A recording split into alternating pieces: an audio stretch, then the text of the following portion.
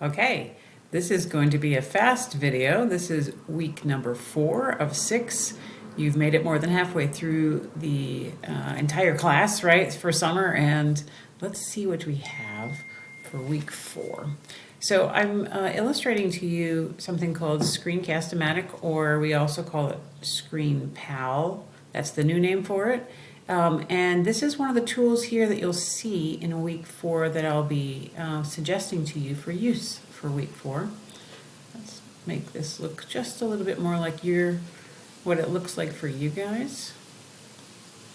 Okay, so welcome again. We're going to go back to week 4. Here we go. This week overview is what you're watching right now. We'll take another look at the sequence stuff that's due. Again, you'll be finishing up sequence number 2 this week. So week 1 and 2 was sequence 1, weeks 3 and 4, sequence 2. Next week you'll be going into the very last sequence, which will be sequence 3, of course. So this week you have to kind of tweak and polish and make better all the things that you started last week. So let's take a look again at what you're doing. Sequence 2 has 3 components to it, as you remember.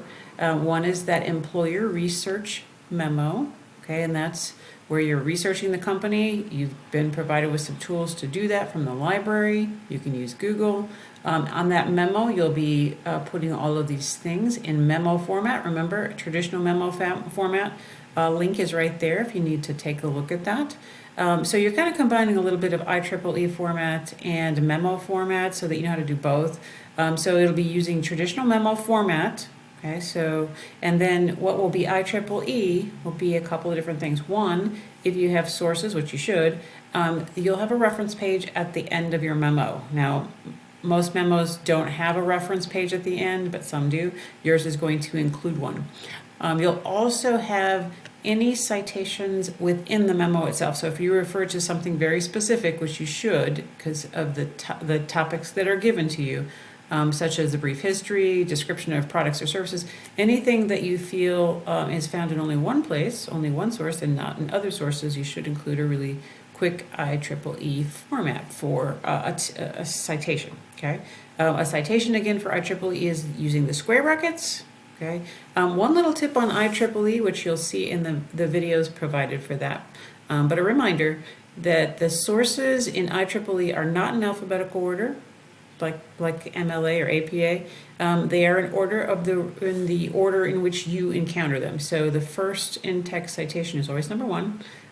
The first source is always number 1, and they should match. Okay, so keep that in mind. It's one little tiny difference between IEEE and other types of formats.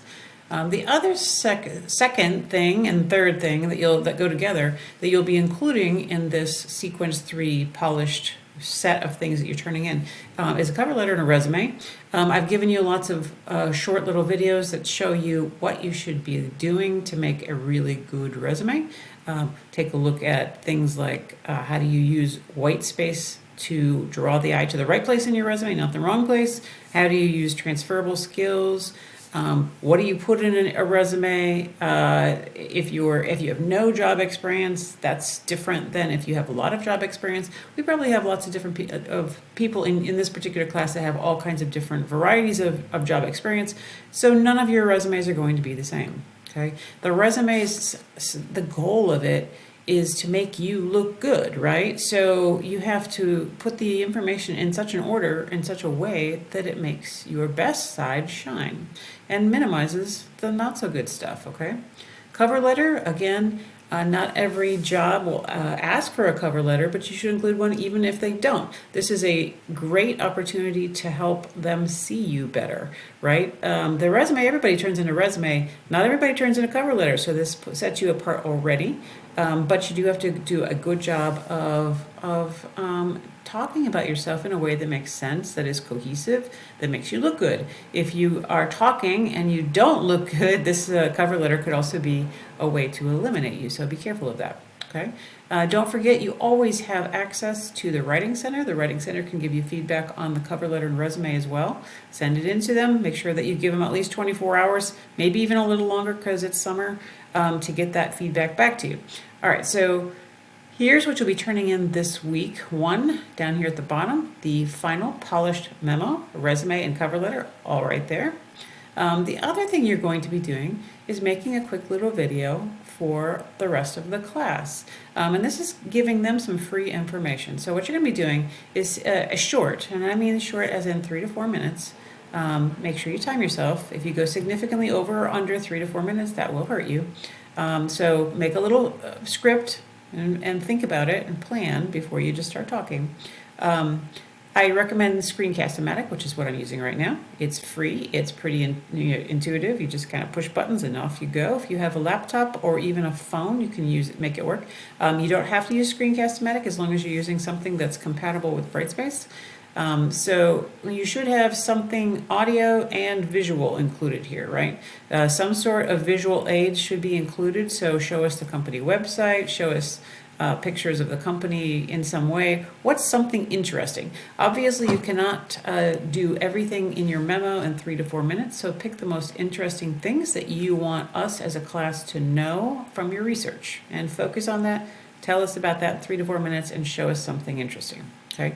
Notice that the last slide or last thing that we see should be a list of your sources in IEEE format. Okay. Okay, so again, you'll be posting that by Tuesday, this video from something that you're putting together. And then by Friday, you'll be posting responses to everybody in your group that's been assigned to you as a group. And then, of course, by Friday, you'll also be turning in the final polished memo, resume, and cover letter. Okay, so that's kind of this week number 4. Week 4 is kind of a finishing up of week 3. Next week, we'll move into an entirely different thing when we talk about sequence number 3. So that's what I have for you today, and have a fantastic week.